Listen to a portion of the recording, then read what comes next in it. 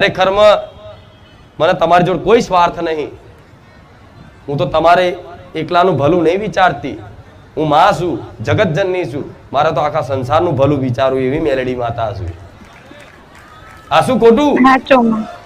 હું દેશ માટે તે આવા આર્મી જવાનોને તે મારા સ્ટેજ ઉપર બોલાવું છું વગર લાઈન ઉભવે. કેમ કે એમની રિસ્પેક્ટ એટલે કરું છું કે ખરેખરમાં આવા આર્મી જવાનો છે જે બોર્ડર ઉપર પોતાની ફરજ ના નિભાવતા હોય અને કદાચ આવી ઠંડી ગરમી વેઠીને કદાચ ફરજ નિભાવતા ના હોય, એમનું કર્તવ્ય ના નિભાવતા હોય, તો આજુબાજુ દેશના ચારે બાજુ બોર્ડરો ભારત દેશના દુશ્મનો તાકીને બેઠા છે ને.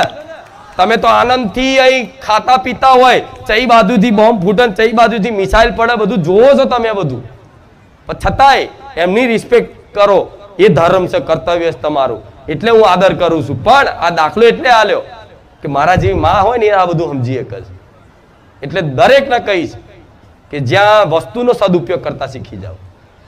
પૈસા, ભગવાનની કૃપાથી પૈસા તમારા જોડે બહુ આવતા હોય ને, તો તમારા પરિવાર માટે તમારે ઘરમાં સાધન ના હોય, કોઈ વસ્તુ લાવવાની હોય તો લાવો, ઘર લો, સારું બનાવો, ફર્નિચર સારું લાવો, ઘરમાં ફ્રીજ, ટીવી બધું લાવો.